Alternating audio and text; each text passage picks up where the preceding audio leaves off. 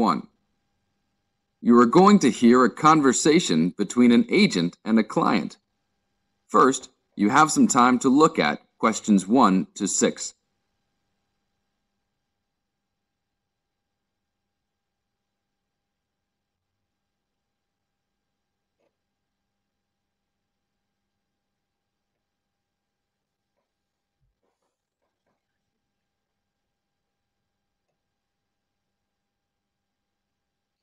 Now listen to the tape and answer the questions. Hello? Hi, good morning. Are you open yet? Yes, we are. Come in. Would you like to rent an apartment in the city?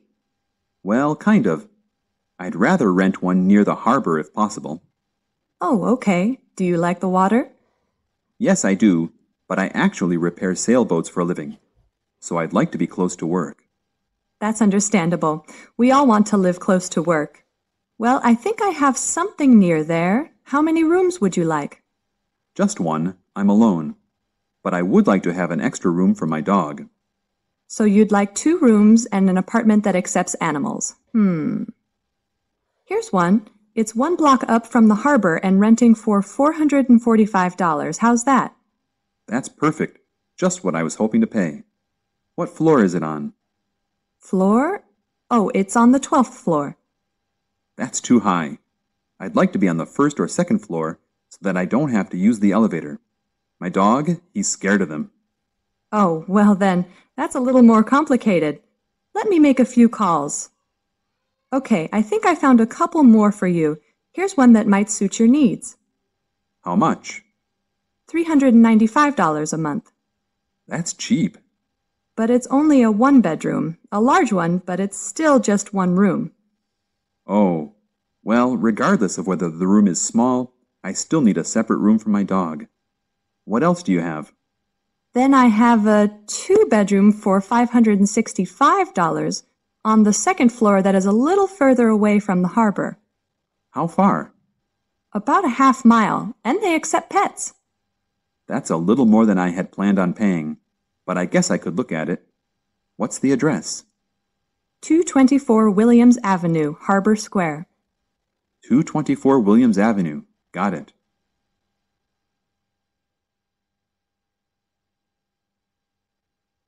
Now look at questions 7 to 10.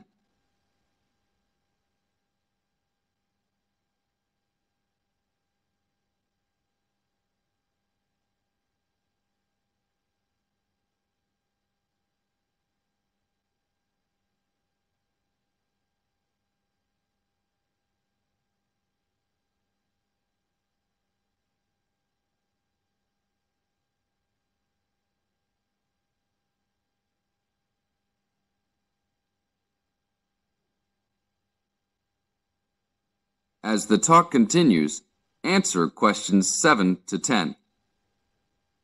What else is included? Let's see, it has a washer and dryer, refrigerator and stove, a bed, dressers and shelves, and access to a swimming pool, game room, and gym.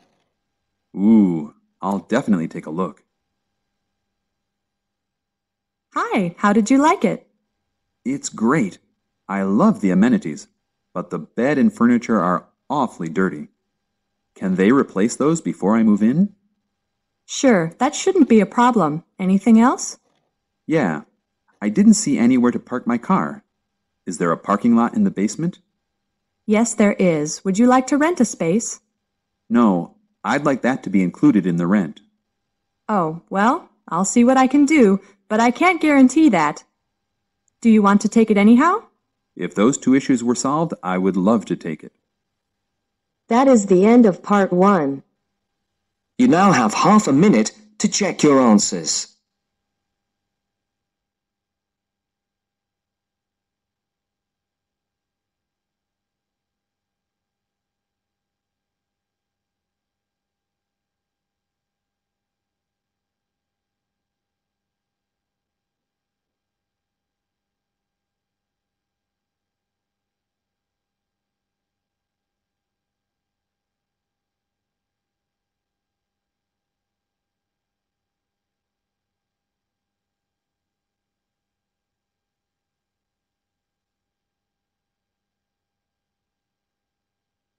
Now turns to part 2. Part 2. You'll hear someone talking to a group of university students. First, you have some time to look at questions 11 to 17.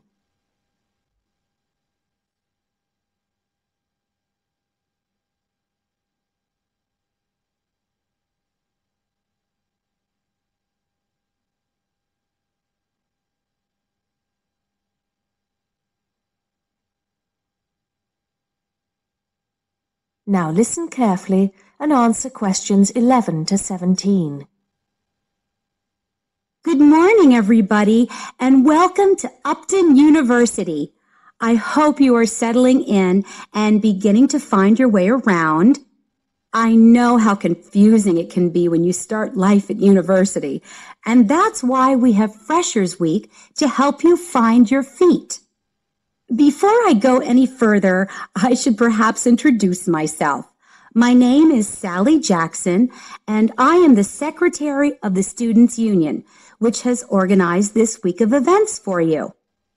You will usually find me in the office on the first floor of this building when I'm not attending lectures. Anyway, down to business. Of course, there are a few things that you are obliged to get done during your first week here. But once you've opened a bank account, if you haven't got one already, seen your director of studies to discuss which courses you are going to take, and signed up with a doctor, there will be plenty of time left to enjoy the events we have arranged for the week. And have we got a lot lined up for you? Throughout the week from Monday to Friday, every morning starting at 10 a.m., there will be orientation and welfare events. These will include tours of the campus, which, as you have probably noticed, is the size of a small town with 9,000 residential students, as well as sessions on developing study skills. We also have tours of Upton itself arranged for you, with a bus leaving from outside this building every afternoon at 5 o'clock. There are a number of interesting things to do and see in and around Upton, so you can expect visits to the castle and museum as well as the popular Ghost Walk. You'll need to sign up for this one, as numbers are limited. Just put your name on the list on the notice board in the entrance lobby. An important event is scheduled for Monday, that's the day after tomorrow, when we will be holding the academic fair. This is an opportunity for you to speak to students and academic staff about the courses that are on offer. The academic fair starts at 1 o'clock, by the way. There are a couple of other fairs that I think will interest you. First of all, we have the Societies Fair on Tuesday the 16th, which I think is an absolute must. You might not believe it, but the university has over 150 societies and sports clubs you can sign up for, so you are sure to find something of interest to you. That also starts at 1 o'clock, and it will be here in the Union Building. Also in this building is the Trade Fair on Wednesday from 2 until 5 in the afternoon. This one might sound a bit strange because you will find a load of banks and other businesses here trying to get your custom. You will find plenty of bargains and, best of all, a lot of the businesses give away stuff for free. Before you hear the rest of the talk, you have some time to look at questions 18 to 20.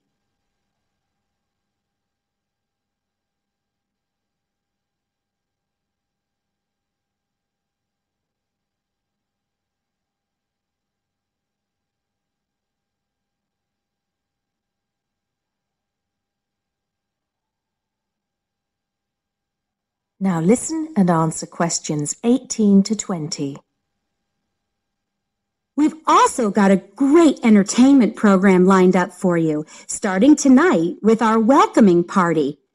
We have a top band lined up for your entertainment, but I'm not allowed to say who they are. All I can say is that I am sure you will not be disappointed. So come along to Blackmore Hall at 9 o'clock this evening to get your university experience off to a flying start. Just one point. I'm afraid this event is limited to freshers only. Because of space restrictions, you can't bring a friend tonight. Sorry about that. There's more fun and games on Monday in the Cotswold Theater here on campus. We have booked two of the cleverest comedians in the country, Paul Frazier and Jenny Brown, for a 3-hour show. Paul has assured us that he and Jenny have packed the show with new material, and as they always get rave reviews for their shows, I think we can look forward to an evening of great entertainment.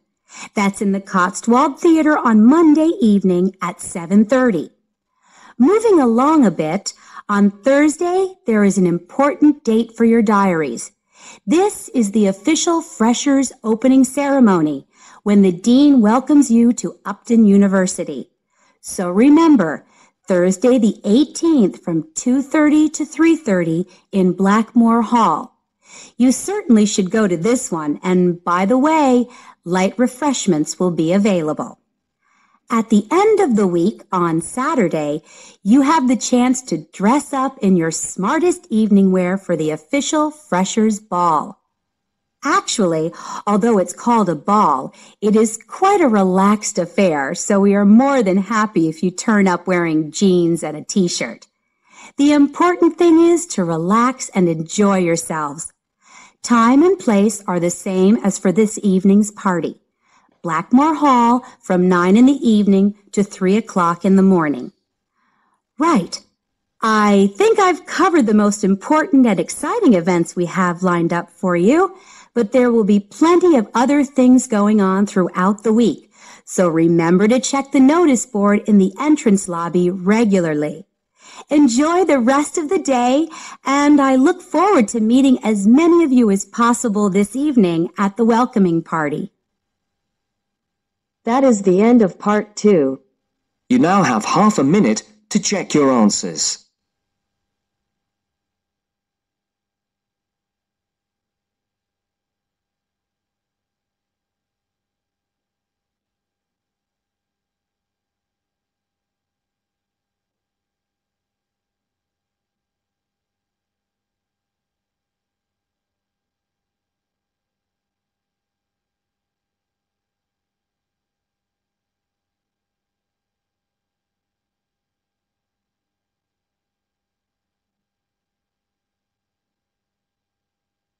Now turns to part 3.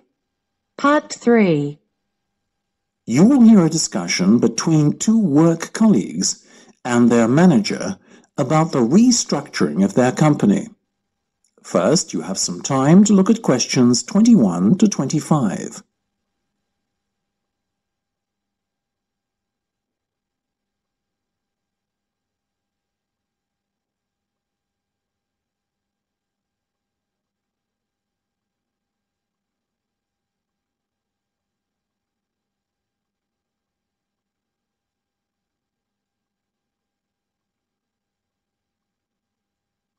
Now listen carefully and answer questions 21 to 25. Come in, both of you. I believe you wanted to talk to me about something, is that right? Yes. Basically, all the staff are concerned about what the restructuring of the company is going to mean for them. None more so than myself and Nam, as we are the newest members. Oh, as I said to all staff at the meeting last week, there's no cause for concern. There will be no compulsory redundancies. All redundancies will be on a voluntary basis. Yes, we understand that, but to tell the truth, we just want a little reassurance that our jobs are safe. Look, Anne and Penny, the company isn't going to be short-sighted and let its bright young minds go. Besides, we've already met our target for the number of voluntary redundancies we want to secure. In fact, there's a waiting list. You know as well as I do that the age profile of staff at this company needs to come down. A lot of our employees are close to retirement age and are just going through the motions until they can take their pensions. That's why we decided on this redundancy initiative. We want to encourage those that would be happy to leave to do so and employ younger, more motivated staff. I guess that makes us feel a little better, but we're also worried about the upcoming salary review. What will it mean for us? Given the fact that the company's motivation for this restructuring initiative is not to cut costs, you needn't be worried that there will be a negative effect on your salaries. We are running a very profitable business and we will reward our top performers in the upcoming review. Both of you fall into that category, so you can expect a healthy bonus and salary increase. Simple as that. That's good to know.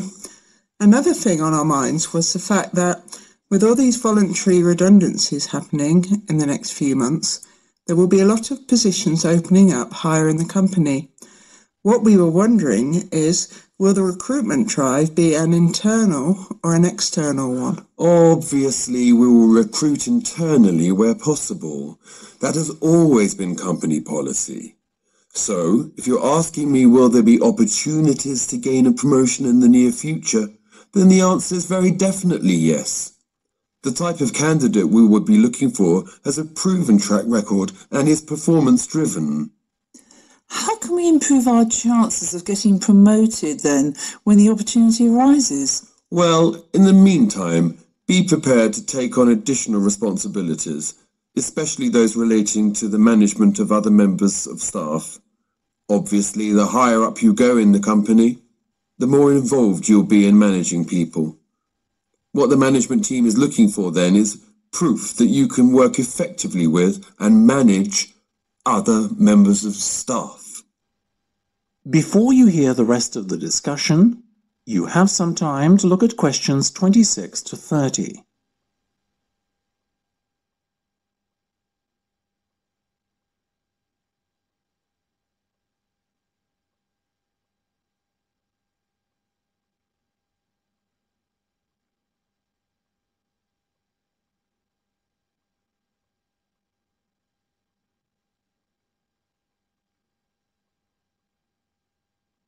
Now listen and answer questions 26 to 30. One more thing. Go on. This project you've given us to manage, is it a test of our abilities? I guess you could say it is a test of sorts, but look at it more as a chance for you to prove yourselves. Actually, now that I have you both here in private, can we talk about that a bit? Of course. Okay, Penny, let's start with you. Has the timescale been agreed yet? Yes. You said we have a total of 8 weeks to bring the product to launch. So we've decided to allocate 3 weeks at the beginning to product research and prototype testing. Very good. Then after that, we are going to spend a further 3 weeks formulating our marketing strategy and doing some research and testing on a sample of the target market itself to get some feedback. And presumably the last 2 weeks will be devoted to the launch? Exactly. Now, let's talk estimated costs. Well, you've given us a total budget of £100,000. Of that, we're allocating 50% to product development and testing, a further 25% to marketing, and £25,000 will be spent on the launch. Penny, give me a breakdown of the launch costs, would you? Sure. £10,000 will be spent on hiring and decorating the venue. £10,000 will be spent on promotional work, and the remaining money will be used to pay for catering and administrative costs. I'm very happy with that, to be honest. As I said, you guys should stop worrying. You're doing a fantastic job, so keep it up.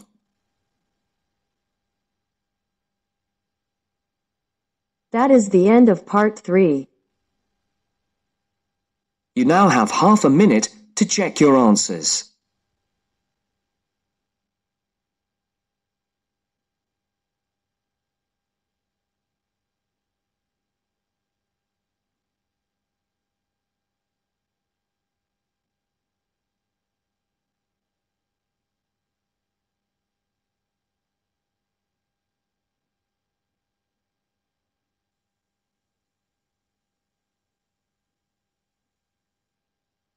Now turns to part 4.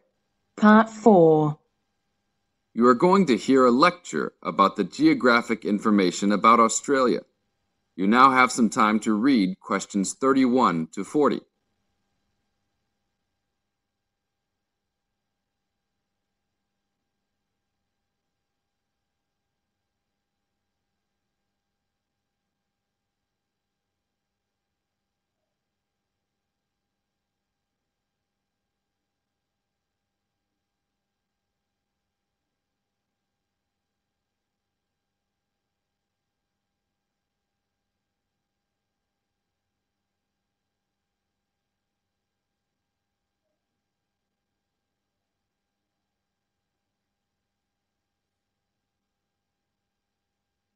Now listen to the lecture and answer questions 31 to 40 by choosing the best answers from the choices. Good morning, everybody. We'll continue to look at Australia, and today look at one of its greatest natural challenges, water for the agricultural sector. As the only nation to occupy an entire continent, Australia has a unique environment, with much of it very flat and dry. One notable feature of the Australian continent is that it is the lowest of the continents. The average elevation is less than 300 metres, compared with the world's mean of 700 metres, and its highest mountain is only 2,228 metres, so it is overall a very flat country. It is also dry. In fact, Australia is the driest, after Antarctica, of the continents. Yet Australia has extremes of climate and topography. There are rainforests and vast plains in the north, snowfields in the southeast, deserts in the centre, and fertile croplands in the east, south, and southwest. And Australia contains some of the wettest areas on Earth. In western Tasmania and on the northern Queensland coast, but half of the continent has an annual rainfall of less than 300 millimetres each year, and only 20% has more than 600 millimetres each year. A major problem is that the limited water resources do not match up with where water is consumed. The major water resources are in northern Australia and Tasmania, whereas most of the agriculture and people are in southeastern mainland Australia. The agricultural sector is the largest consumer of both self-extracted and main-supplied water, using over 70% of total net water consumption. Electricity and gas supply and water, sewerage and drainage services use notable amounts of self-extracted water. However, net consumption in the household sector is the lowest, just 8% of total net water used. Australia's water use increased by 25% over the decade between the mid-1980s and mid-1990s. Much of this increase was due to irrigated agriculture, which, as noted earlier, accounts for over 70% of national water demand. Since the mid-1990s, the growth and profitability of irrigated agriculture has outstripped the dryland agriculture sector. Irrigated commodities contributed almost a third of total farm exports in the mid-1990s. The results of a special government report in 2000 showed that if today's water use arrangements continue, the water needs of the rural industries will outstrip water availability by about 2020. Irrigated agriculture, Australia's major water-using sector, would be seriously affected by the shortfall. And although groundwater underlies large areas of Australia, it accounts for only 4% of water use. So, clearly, apart from water for households, which mainly comes from dams or rivers, it is the rural sector where efforts towards water conservation are particularly directed.